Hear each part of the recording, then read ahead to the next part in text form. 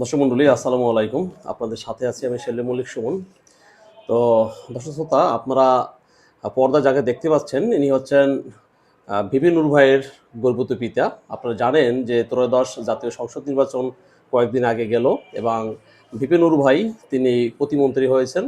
তো তার যে পিতা তার সাথে আমরা পরিচয় হব এবং ভিপি নূর ভাই সম্পর্কে তাদের পরিবার সম্পর্কে একটু জানার চেষ্টা করব। আসসালামু আলাইকুম। ওয়ালাইকুম আসসালাম ওয়া রাহমাতুল্লাহি ওয়া বারাকাতুহু। আঙ্কেল কেমন আছেন? আছি ইনশাআল্লাহ, আলহামদুলিল্লাহ, আল্লাহ যা রাখে শুকর, আলহামদুলিল্লাহ ভালোই আছি। আপনারা আছেন ভালো সবাই? জি, আলহামদুলিল্লাহ আমরা ভালো আছি।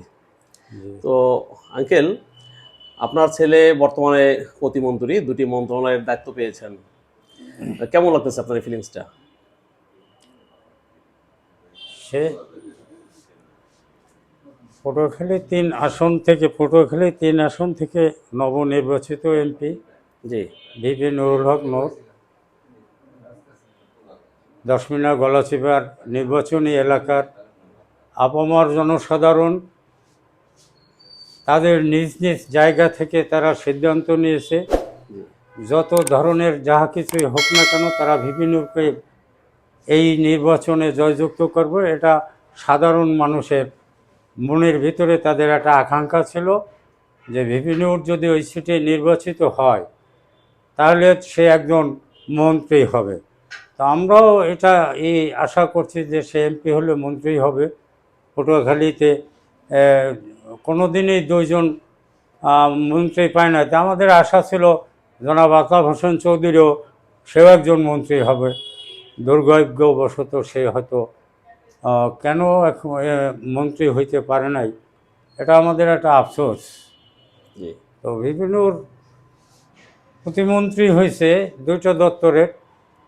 আমরা আশা করি যে দশমিনা গলাচিপা পটুয়াখালীর নির্বাচনী এলাকার মানুষের মুখে একটা সে উজ্জ্বল দৃষ্টান্ত রাখবে, যেটা মানুষ স্মরণ করে যে বিভিন্নকে ভোট দিয়ে আমরা যে নির্বাচিত করেছি সেটার ফল আমরা উপভোগ করতে পারবো। এই আশা নিয়ে সবাই তাকে ভোট দিয়েছে এবং বিভিন্নরা তাদের সাথে ওয়াদাবদ্ধ। সে ওই পটুয়াখালী ৩ আসন দশমিনা গলাচিপার উন্নয়নের স্বার্থে যাহা কিছু করা প্রয়োজন সেটা সে করবে ইনশাল্লাহ। ইনশাল্লাহ। তো ওনার সাথে এখন বর্তমানে কি ওনার যে নির্বাচনী এলাকা দশমিনা গলাচিপা, তাদের তাকে যারা ভোট দিয়েছেন বা যারা এলাকার জনগণ তাদের সাথে কথা হয়েছে মানে মন্ত্রী হওয়ার পরে?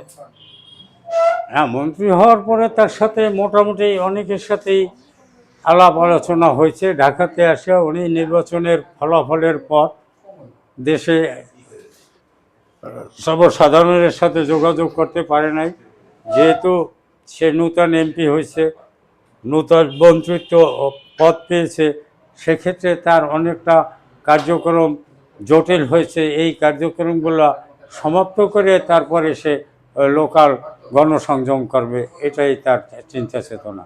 আচ্ছা আঙ্কেল, আপনার কি কখনো চিন্তা করছেন যে উনি এমপি হওয়ার সম্ভাবনা আছে, সেটা অনেকে আমরা বুঝতে পেরেছি, দেশবাসী জানতো, মন্ত্রী হবে এটা কি আপনারা কখনো ভেবেছেন? আমরা সাধারণত আমার বয়সে আমি যতটুকু দেখেছি, ঢাকা ইউনিভার্সিটিতে যারা ডাকসু ভিপি হয়েছে তারা প্রত্যেকেই এমপি হয়েছে এবং অনেকেই মন্ত্রী হয়েছে। তো বিভিন্নরের বয়স কম, সেক্ষেত্রে সে এমপি হবে এটা জনগণের মনেই ব্যাপক আকার ধারণ করছে যে এবারের নির্বাচনে বিভিন্নকে তারা মন্ত্রী হিসাবে দেখতে চায় এবং মন্ত্রী হলে সে এমপি হবে, এরকমটাও জনগণের আশা আকাঙ্ক্ষা ছিল আর কি। তো সেক্ষেত্রে আমরা ওরকম অতটা করি নাই। আমরা চিন্তা করছি যে সেই এমপি হবে ইনশাল্লাহ, এতে কোনো সন্দেহ সভা নাই। কারণ যারা এখন দেশের সাধারণ মানুষ নেতাগো কথা শোনে না, নেতারা মানে তারা ওই জনগণের মাথা বিক্রি করে ফেলায়। এই জন্য এবছর সাধারণ ভোটাররা ঐক্যবদ্ধভাবে বিভিন্নকে ভোট দিচ্ছে।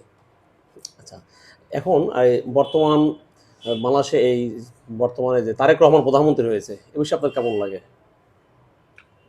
তারেক রহমানও তো মোটামুটি ইয়ং মানুষ। সে তার বাপে একজন প্রধানমন্ত্রী ছিল, তার মা প্রধানমন্ত্রী ছিল 2বারের 3বারের। অতএব সে প্রধানমন্ত্রীর সন্তান হিসাবে সে তো ভালো মানুষ হিসেবে আমরা তাকে পছন্দ করি এবং আমার বিশ্বাস তার নেতৃত্বে বাংলাদেশটা একটা পুনর্গঠন করা হবে এবং মানুষের মুখে সে একটা হাসি ফুটাই তুলতে পারবে, এটাই আমার চিন্তা চেতনা। আচ্ছা আঙ্কেল, একটু জানতে চাই যে তার শৈশব সম্পর্কে। শৈশবে উনি কেমন, উনি কি চঞ্চল প্রকৃতি ছিল বা এবং কেমন মেধাবী ছিল? আপনারা তাকে ছোটবেলায় কি মনে করতেন, মানে কেমন আশা ছিল আপনাদের, প্রত্যাশা কেমন ছিল তাকে নিয়ে? এটা তো একটা অন্যরকম কথা। আমি তো আমার অরিজিনাল বাড়ি হলো বাউফল থানায় কালাই ইউনিয়ন শৌলা গ্রাম। আমার ফ্যামিলিতে ও আচ্ছা। অনেকে বলে আমার ফ্যামিলি কী ধরনের, তা আমি তাদের কাছে আর কি বুঝাইতে পারি নাই। তো আমার ফ্যামিলিতে নর্মাল 25টা সরকারি কর্মচারী আছে। ও আচ্ছা। তো আমি আমার মানে কর্মজীবনে যেভাবেই হোক আমি শহরে চলে গেছি, ওখানে লেখাপড়ার ভালো সুযোগ ছিল না। তো বড় ছেলেকে মেট্রিক পাস করানোর পর আর সে লেখাপড়া ওই আর সামনের দিকে একটু আগায় নেই। তো বিভিন্নকে নিয়ে আমার একটা আশা ছিল, আমার আত্মীয় স্বজন অনেক বড় বড় চাকরি বাকরি করে, তাদের কাছে গেলে আমি হয়তো ছেলে সন্তানের কথা জিজ্ঞেস করলে মনে একটা ব্যথা পাইতাম যে আমি চরে আসিয়া জীবনে একটা ভুল করলাম, ছেলে ফেলে মানুষ করতে পারলাম না, আত্মীয় স্বজন সবাই সুশিক্ষায় শিক্ষিত হয়ে চাকরি বাকরি করে।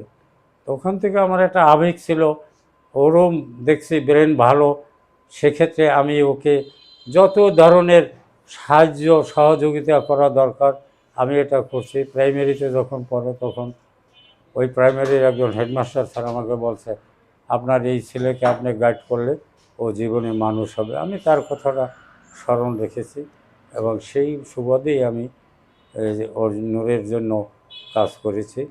নূর তো প্রাইমারিতে এই স্কলারশিপ হয়েছে স্কলারশিপে দেয়া।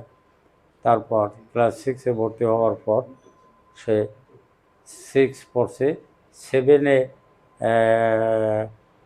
পুরোপুরি পড়ে নাই মনে হয়, 7-এ না জানি, এইটা আমার পুরো খেয়াল নাই। তো জানুয়ারি ফেব্রুয়ারি মার্চ মাসে সে বাড়ি থেকে আমার বড় মেয়ের কাছে মানে 1000 টাকা নিয়ে ঢাকা চলে আসছে বই পুস্তক নিয়ে। তো আমি ঢাকা থেকে তাকে বাড়ি ফেরানোর জন্য কিছু লোক বলছে, আমি বলছি না, ও যেহেতু ঢাকা গেছে ওর নিজের ইচ্ছা মতো নিজের ভূত ভবিষ্যৎ চিন্তা করে, অতএব ওকে আমি দেশে ব্যাক করাবো না। পরে তো ঢাকা ওখানে গোলাম নবী হাই স্কুলে ভর্তি হয়েছে গাজীপুর কালিয়াপুরে। ওখান থেকে এসএসসি পাস করার পর উত্তরা হাই স্কুল অ্যান্ড কলেজে পরে মোটামুটি ওই কলেজে ভর্তি করা হয়েছে।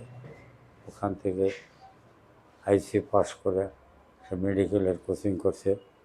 মেডিকেলও হয় নাই, পটুয়াখালী বিজ্ঞান প্রযুক্তি বিশ্ববিদ্যালয়ে ভর্তি হয়েছে। দ্বিতীয়বারে তার সময় একটা সুযোগ ছিল, ওই সুবাদে দ্বিতীয়বারও তাকে মেডিকেলের কোচিং করানো হয়েছে। তো সেখানেও ব্যর্থ। তো তখন সে আবার ঢাকা ভার্সিটির এতে ইন্টারভিউ দিয়ে ঢাকা ভার্সিটিতে ইংলিশে চান্স পায়। পায় আমার কাছে ফোনে যখন আলাপ করছে আমি তখন তাকে আমি মানে আনন্দিত হয়ে তাকে ঢাকা ভার্সিটিতে ভর্তি হওয়ার জন্য অনুমতি দিয়েছি এবং টাকা পাঠিয়ে দিয়েছি, সে ওখানে লেখাপড়া করছে।